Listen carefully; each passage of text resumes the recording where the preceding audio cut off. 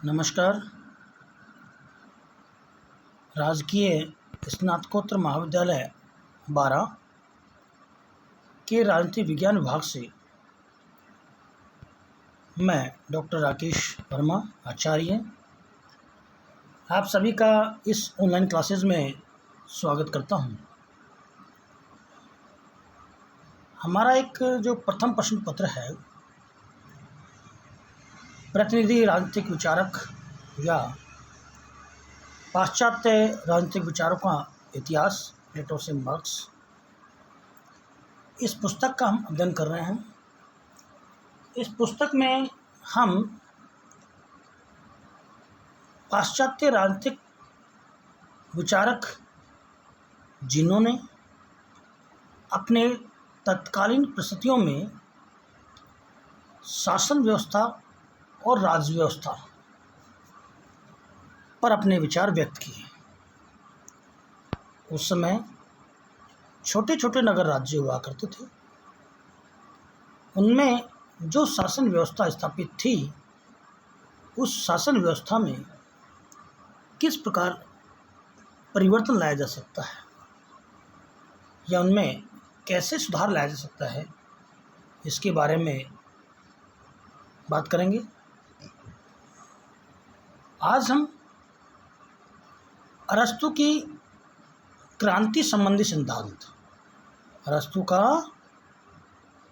जो क्रांति का सिद्धांत है, उसके बारे में बात करेंगे।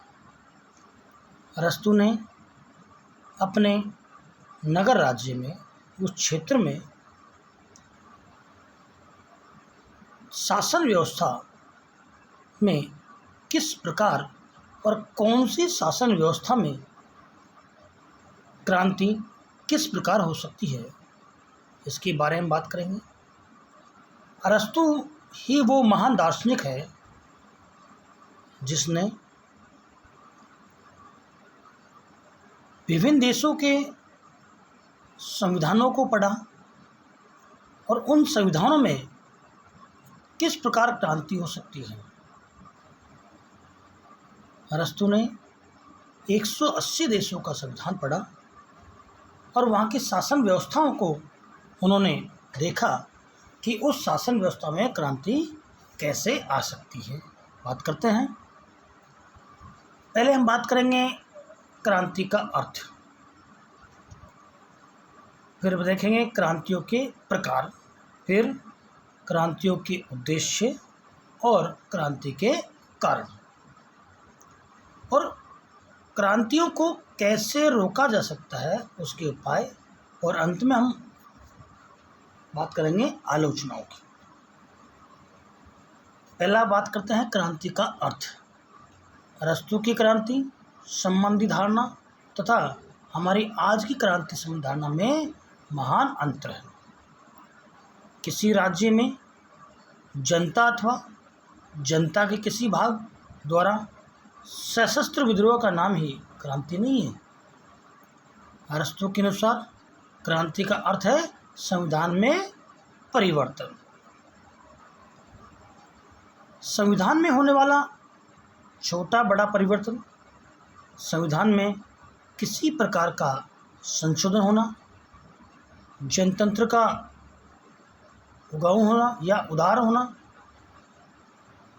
जनतंत्र द्वारा धनिक तंत्र या धनिक तंत्र द्वारा जनतंत्र का विनाश किया जाना, सरकार में किसी प्रकार का परिवर्तन हुए बिना एक अत्याचारी शासक का दूसरों को हटाकर अपनी सत्ता स्थापित करना आदि, इन सब बातों को अरस्तु की क्रांति माना जाता है।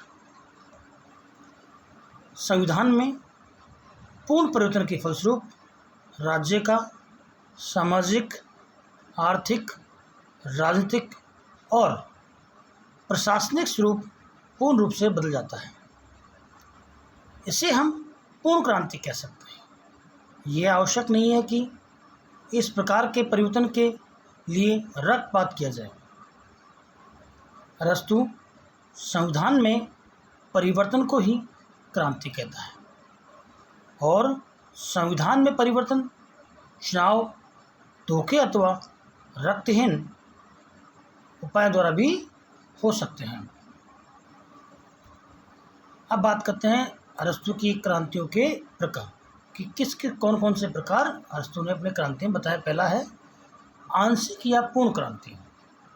आंशिक या पूर्ण क्रांति, जब संपूर्ण संविधान बदल दिया जाए तो उसे पूर्ण क्रांति, और जब उसका कोई महत्वपूर्ण भाग बदल दिया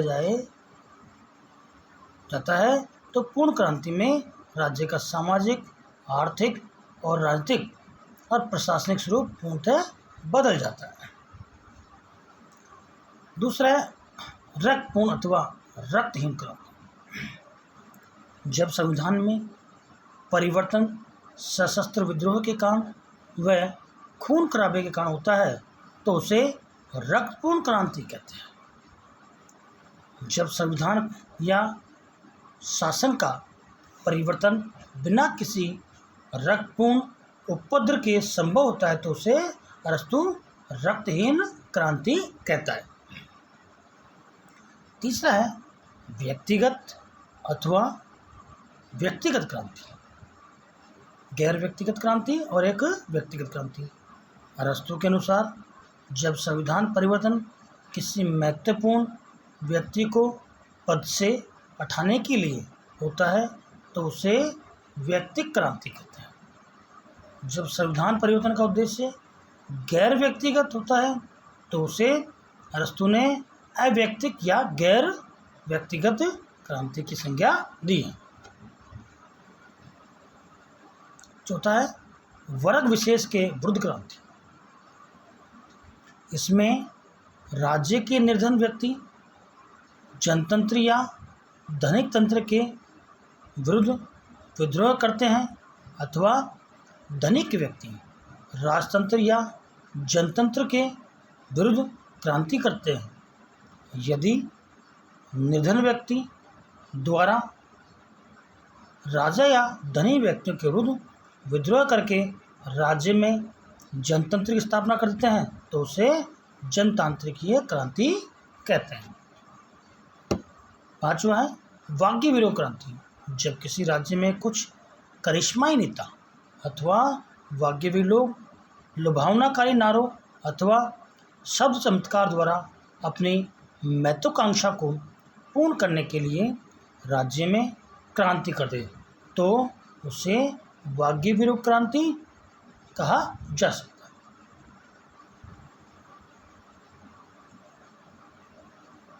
क्रांतियों के उद्देश्य हम पढ़ते हैं। अब क्रांतियों के उद्देश्य अरस्तु के अनुसार कोई भी क्रांति निम्न उद्देश्य की प्राप्ति के लिए की जाती है। पहला है संविधान जो है प्रचलित संविधान के स्थान पर अन्य संविधान की स्थापना, जैसे राजतंत्र को हटाकर कुलीन तंत्र की स्थापना करना। जो संविधान वहाँ प्रचलित है उसमें राजतंत्र को उठा करके कुलीन तंत्र की स्थापना करना, या दूसरा प्रचलित संविधान में ही शासक वर्ग के व्यक्तियों को बदल देना, जैसे पुराने राज्य के स्थान पर नए राज्य की नियुक्ति करना। तीसरा है प्रचलित संविधान में गुणात्मक परिवर्तन करना, जैसे लोकतंत्र को उदारवादी लोकतंत्र बनाना। चौथा प्रचलित संविधान के रहते हुए ही किसी नए पद की स्थापना करना या पुराने पद को समाप्त करना। क्रांतियों के कारण अरस्तु के क्रांतियों के कारण अरस्तु ने क्रांति के कारणों को कितने 3 भागों में विभाजित किया है। अरस्तु अपने क्रांतियों कारणों को 3 भागों में विभाजित करता है। पहला सामान्य कारण, दूसरा विशिष्ट कारण और तीसरा है विशिष्ट शासन प्रणाली में क्रांति के विशिष्ट कारण। पहला है क्रांति के सामान्य कारण। जो सामान्य कारण है वो कौन से हैं? सामाजिक असमानता। अरस्तु के अनुसार क्रांति का मुख्य कारण समानता और न्याय की इच्छा।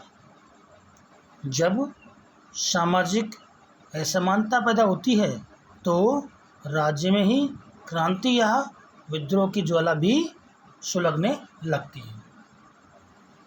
अरस्तु के अनुसार विद्रोह या क्रांति का कारण सदैव असमानता में पाया जाता है। अरस्तु का मानना है कि प्रत्येक व्यक्ति दूसरे के समान बनना चाहता है। आम व्यक्ति भी विशेष अधिकारों, शक्तियों और अवसरों को प्राप्त करना चाहता है। बहुसंख्यक वर्ग संपन्न अल्पसंख्यक वर्ग से गणना करने लगता है। ऐसे में क्रांति का वातावरण अल्पसंख्यक वर्ग से ग्रहण करने लगता है। ऐसे में क्रांति का वातावरण तैयार हो जाता है। उस राज्य में क्रांतियां बार बार होती हैं जिसमें असमानता की मात्रा ज़्यादा होती है। अरस्तु के अनुसार लाभ अथवा सम्मान के उद्देश्यों की पूर्ति के लिए वे क्रांति या विद्रोह होता है। कई बार असम्मान या हानि से बचने के लिए भी विद्रोह होता है। कई बार भय की भावना भी क्रांति को जन्म देती है। राज्य के किसी अंग का असमानुपाती विस्तार भी क्रांति को जन्म देता है। कई बार व्यक्ति अपनी श्रेष्ठता की भावना के कारण भी क्रांति या विद्रोह करते हैं। अब बात करते हैं अरस्तु की जो क्रांतियों के विशेष कारण। पहला है शासकों की लालच। जब शासक जनता के हितों की अनदेखी करके संविधान का उल्लंघन करते हैं तो उस ऐसी स्थिति में राज्य का अस्तित्व व जनता का जीवन दोनों खतरे में पड़ जाते हैं, जिसके परिणाम स्वरूप जनता ऐसे शासक के विरुद्ध विद्रोह कर देती है। दूसरा है शासन सत्ता का दुरुपयोग। जब शासक वर्ग भ्रष्ट हो जाए, इसमें रिश्वत का बोलबाला हो अथवा भाई भतीजावाद उग्र रूप धारण कर ले, तब भी क्रांति हो सकती है। तीसरा है अयोग्य व्यक्ति का शासन। जब शासक अयोग्य हो और शासन की भागीदारी में योग्य लोगों को स्थान न मिले तो क्रांति की भूमिका बनती है। मध्यम वर्ग का अभाव। अरस्तु ने मध्यम वर्ग को राज्य की सुरक्षा व शांति के लिए आवश्यक माना है। जिस राज्य में यह वर्ग नहीं होता है वहाँ पर अमीर और गरीब के बीच का अंतर संघर्ष को जन्म देता है और विद्रोह का आधार बनता है। पांचवा है आर्थिक असंतुलन। अरस्तु इस तथ्य पर बहुत जोर देता है, जिस समाज में अमीरी और गरीबी के बीच भारी खाई हो वहाँ क्रांति का होना स्वाभाविक है। छठा है विदेशियों का बाहुल्य। यदि किसी राज्य में विदेशी बहुत बड़ी संख्या में आ जाएं, तो उससे वहाँ के नागरिकों को चुनौती मिलती है और इस प्रकार दो संस्कृतियों की टकराहट क्रांति को जन्म देती है। सातवां है सम्मान की लालसा। यह सब में स्वाभाविक है, किंतु जब शासक किसी को अनुचित रूप से बिना योग्यता या कारण के सम्मानित या अपमानित करते हैं तो जनता नाराज होकर विद्रोह कर देती है। आठवां है भय की भावना। अरस्तु के अनुसार भय भी क्रांति को जन्म देता है।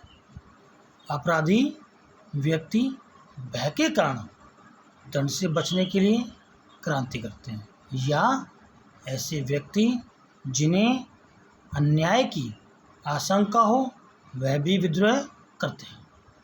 इस तरह अविश्वास से, भय और भय से क्रांति का जन्म होता है।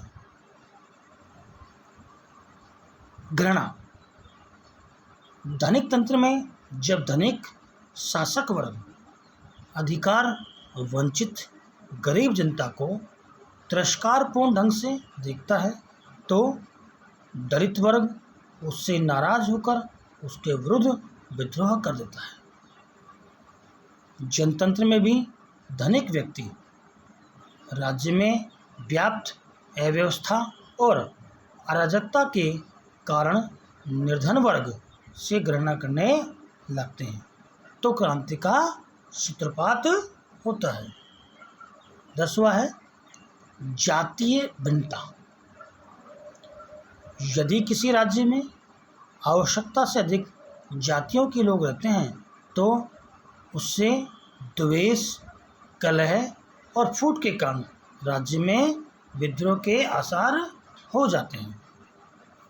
11वां है शासक वर्ग की असावधानी। शासक वर्ग की असावधानी। क्रांति का एक कारण शासक वर्ग की असावधानी होता है। शासक वर्ग कभी कभी अज्ञान तथा असावधानी के कारण राजद्रोहियों को महत्वपूर्ण पदों पर नियुक्त कर देता है। इससे किसी भी समय अवसर प्राप्त होने पर वह व्यक्ति राज्य का तख्ता पलट कर देता है। 12वां भौगोलिक स्थिति। यदि राज्य नदियों, घाटियों और पर्वतों से विभिन्न टुकड़ों में बटा हो तो उसे जनता का आपसी संघर्ष फूट जाता है। राज्य का कोई भी हिस्सा किसी समस्या को लेकर क्रांति कर सकता है। अल्प परिवर्तनों की उपेक्षा। अल्प परिवर्तनों की भी कई बार क्रांति के कारण होती है। ये छोटी छोटी परिवर्तन धीरे धीरे बड़ी परिवर्तन पैदा कर देते हैं। जैसे ब्राह्मणिया में मताधिकार की शर्तों में सामान्य परिवर्तन से शासन में क्रांति हो गई। शक्ति का दुरुपयोग। जब शासक अत्याचारी होकर जनता व अपने राजनीतिक विरोधियों पर दमन चक्र चलाता है तो उसमें आक्रोश की भावना पैदा होती है। राजशक्ति के प्रति इस आक्रोश से क्रांति का बिगुल बज उठता है। अगला निर्वाचन संबंधी विवाद। निर्वाचन संबंधी षड्यंत्र भी क्रांति उत्पन्न करते हैं। हराइया में चुनाव में बड़े षड्यंत्र होते थे और इनके कारण परिणाम पहले से ही निश्चित हो जाता था। इस दोष को दूर करने के लिए यहाँ पर्ची पद्धति को अपनाकर निर्वाचन पद्धति में क्रांति की गई। विरोधी वर्गों के शक्ति का संतुलन होना।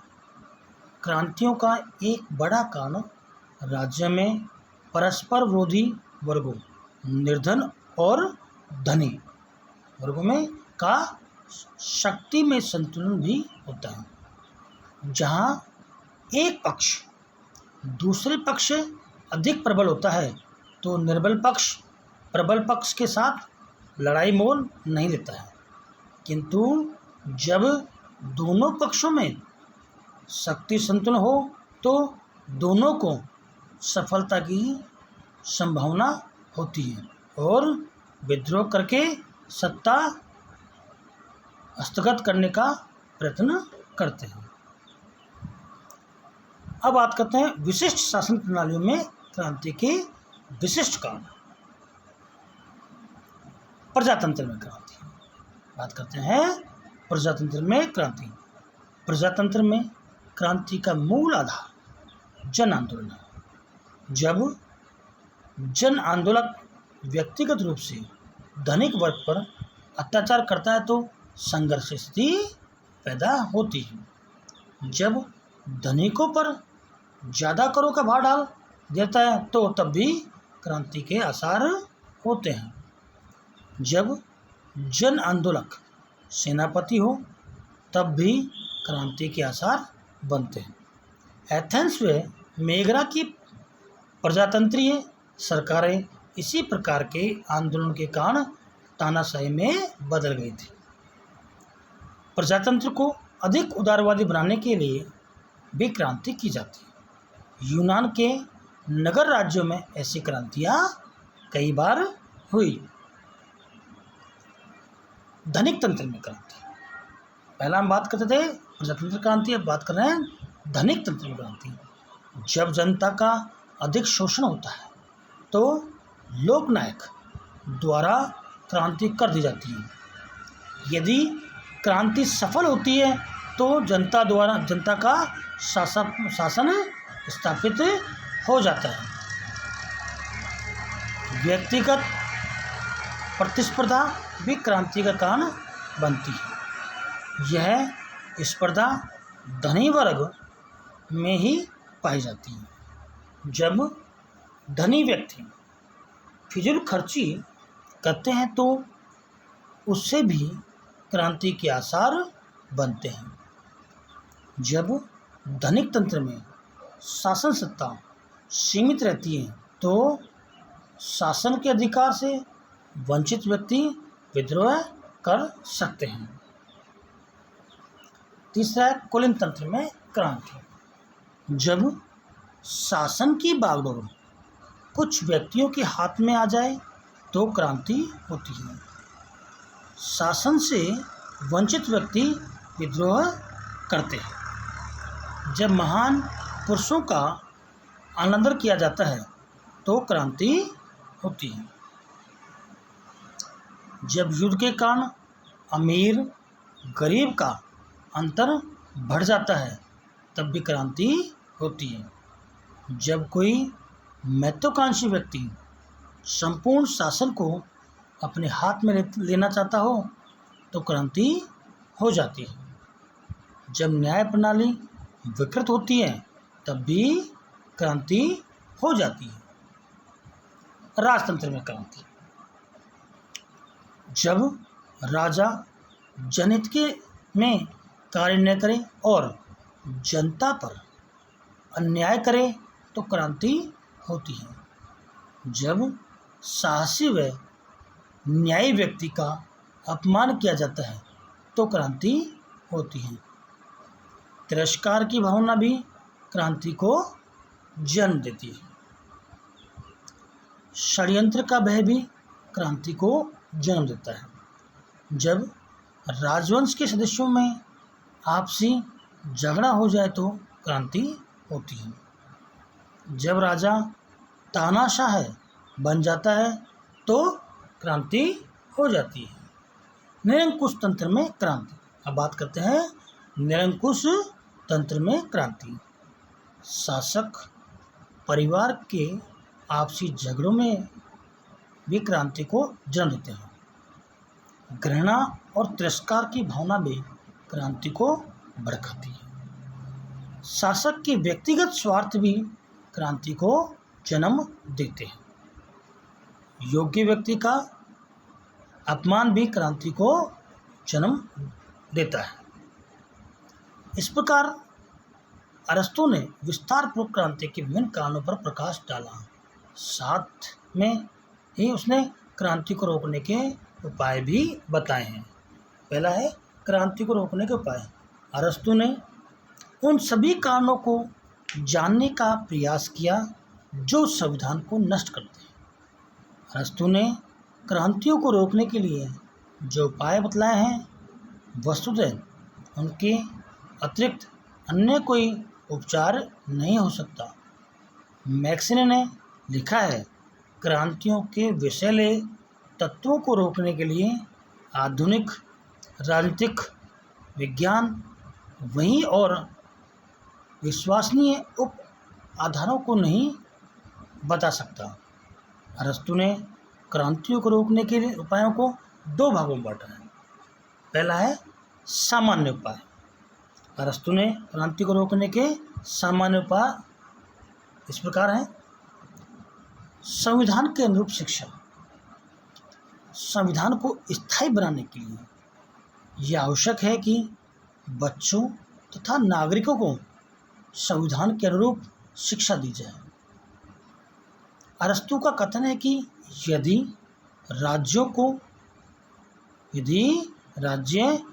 बच्चों को के जो शिक्षण संस्थाओं में ही संविधान का महत्व समझा दिया जाए तो संविधान की रक्षा तथा सफलता हेतु खुद को आगे भी कर सकते हैं। वर्तमान समय में शासन प्रणाली के अनुरूप ही शिक्षा व्यवस्था की जानी चाहिए। जैसा कि वहाँ संविधान स्थापित है, उस संविधान के लक्षणों को, वहाँ की विशेषताओं को संविधान के बच्चों को प्रारंभिक रूप से ही समझा दिया जाए तो बच्चे आगे जाकर क्रांति नहीं करते हैं। राज्य में अच्छा शासन। जिस राज्य की शासन व्यवस्था दूषित होती है वह शीघ्र ही पतन की ओर अग्रसर हो जाता है। प्रशासक तथा प्रशासनिक पदाधिकारी योग्य, ईमानदार, कर्मठ एवं न्यायी हो। घूसखोरी का नामोनिशान नहीं होना चाहिए। जिस राज्य में अच्छा शासन होता है वहाँ क्रांति की संभावना नहीं होती है। शुद्ध आचरण। जिस शासन व्यवस्था में शासकों का आचरण छल कपट रहित होता है वहाँ क्रांति के आसार नहीं होते हैं। अतः शासक वर्ग को जनता को धोखे में नहीं डालना चाहिए। कानून का पालन।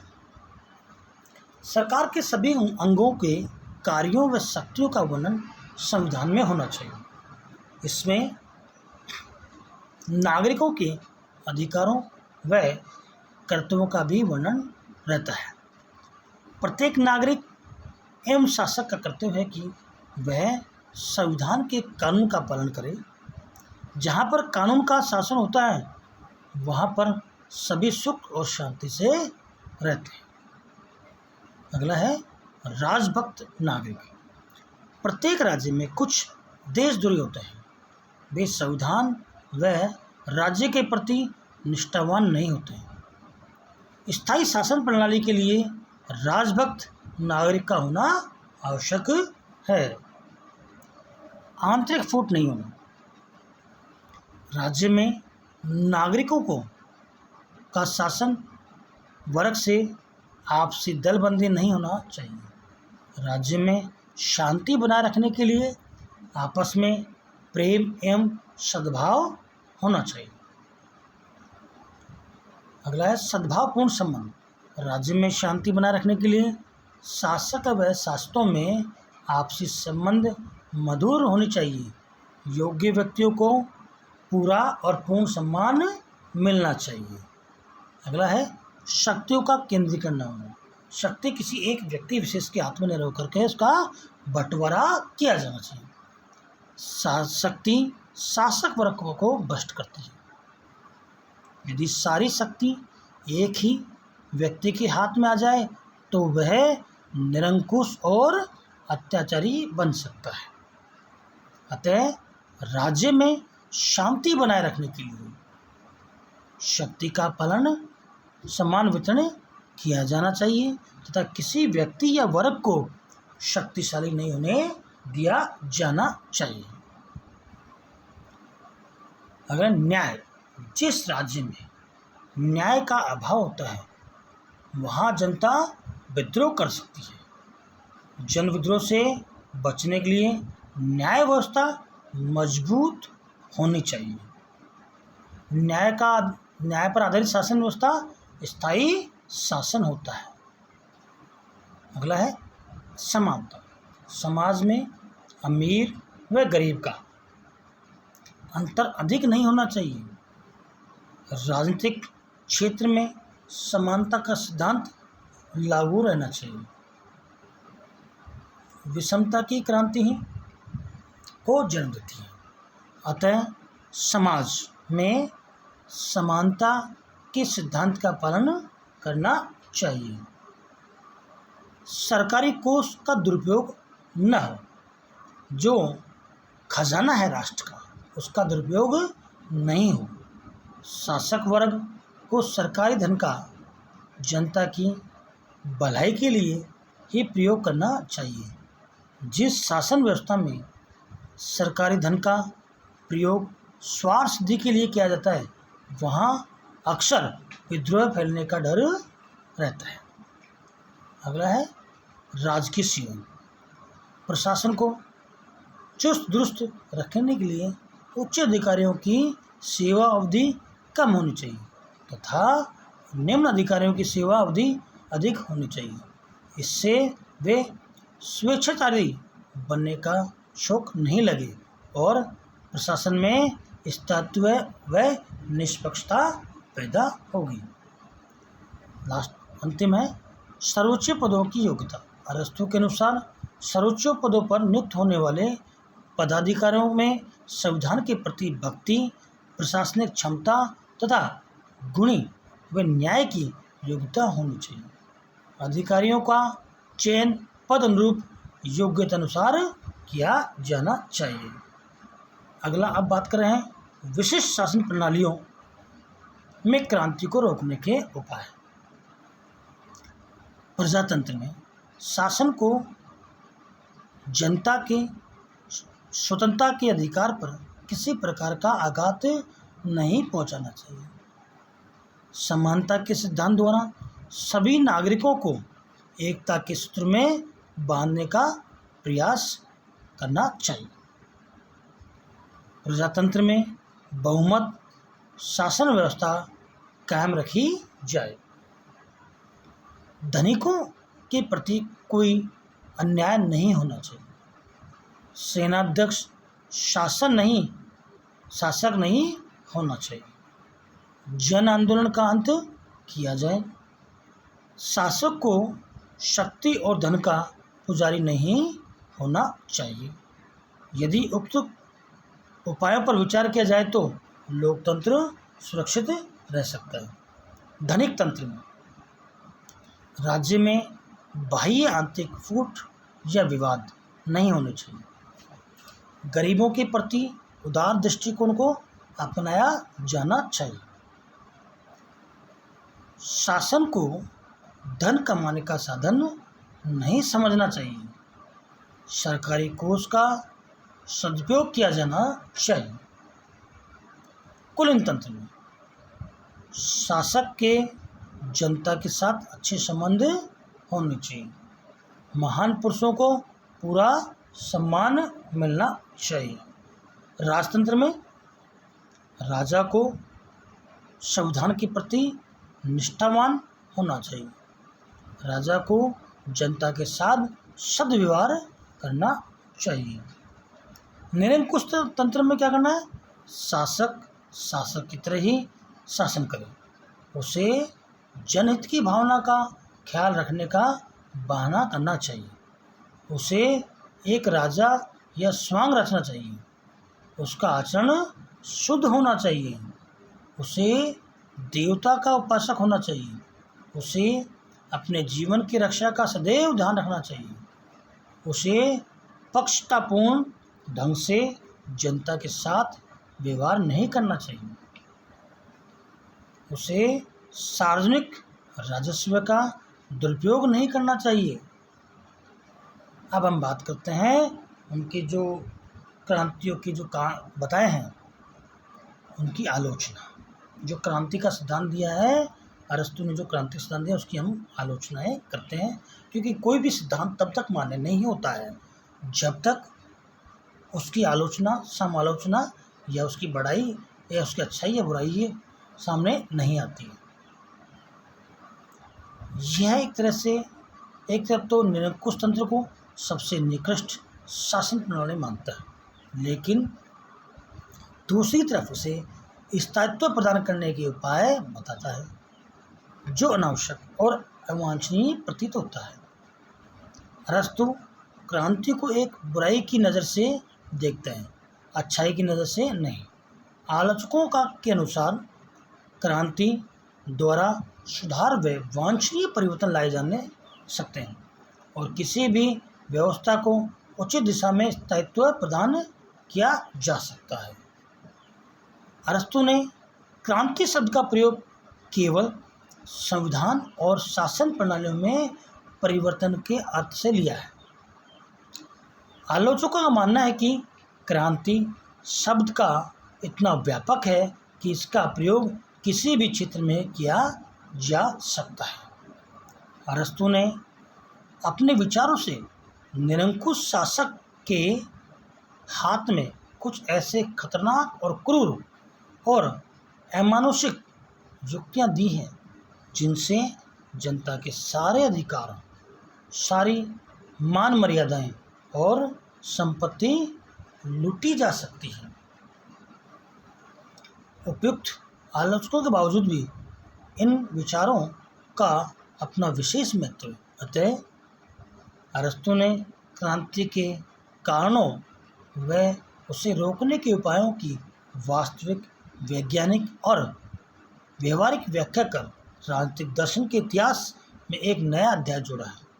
अरस्तु द्वारा बताए गए क्रांति के कारण आधुनिक शासन प्रणालियों के लिए भी मार्गदर्शक का कार्य करती हैं। यदि शासकों द्वारा अरस्तु के बताए गए उपचारों का पालन किया जाए तो आधुनिक राजनीतिक व्यवस्था में स्थायित्व का गुण पैदा किया जा सकता है। इस प्रकार हमने आज अरस्तु के क्रांतियों के बारे में बात की कि किस प्रकार किस शासन व्यवस्था में कैसे क्रांति स्थापित होती है। क्योंकि कोई भी शासन व्यवस्था उसमें क्रांति होना स्वाभाविक है। जहाँ तक संभव हो, मेरा ये मानना है कि लोकतंत्र सबसे अच्छा शासन होता है और वो तभी सही है जब वो संविधान के अनुरूप हो। एक बात आती है कि डॉक्टर भीमराव अम्बेडकर ने जब संविधान में अपनी भूमिका निभाई, उस समय उन्होंने लिखा कि कोई भी संविधान जब तक अच्छा या बुरा नहीं होगा, यह वहाँ के नागरिकों पर डिपेंड करता है, आधारित है। वहाँ के नागरिक अच्छे हैं तो संविधान अच्छा है, यदि वहाँ के नागरिक बुरे हैं तो संविधान बुरा है। संविधान कभी भी अच्छा या बुरा नहीं हो सकता। संविधान के अनुरूप शासन चलाया जाए तो श्रेष्ठ शासन होता है। इसीलिए तो कहते हैं कि जो भारत का जो संविधान बना है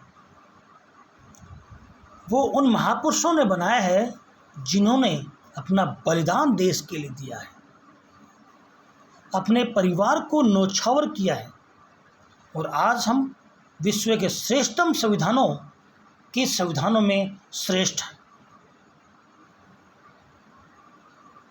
क्योंकि हमारे यहाँ जो संविधान में वर्णित है उसके अनुसार ही शासन किया जाता है। अरस्तु भी वो महान दार्शनिक है, उसने भी एक बात कही कि संविधान का श्रेष्ठतम रूप वही है जहाँ रूल ऑफ लॉ, संविधान के अनुसार शासन किया जाता है। जब संविधान में क्रांति उत्पन्न होती है तो वो संविधान धराशायी होने लगता है और वो वहाँ की जनता पर निर्भर करता है कि संविधान किस प्रकार को चलाया जा सकता है। शासक वर्ग संविधान को अपने हित के हिसाब से न मोड़े और तानाशाह शासन स्थापित ना करे।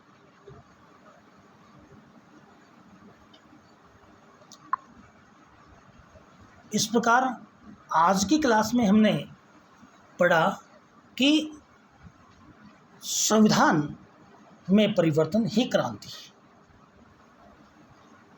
अरस्तु विभिन्न शासन व्यवस्थाओं में क्रांति के विभिन्न कारण, उपाय बताता है वो हमें करने चाहिए। और हर शासक का ये दायित्व और कर्तव्य है कि वो संविधान के अनुरूप शासन करें। आज की क्लास में इतना ही। अगली क्लास में आपसे पुनः मुलाकात होगी नए टॉपिक के साथ, नए विषय के साथ। सभी का इस ऑनलाइन क्लासेस में धन्यवाद। Thanks of all. धन्यवाद।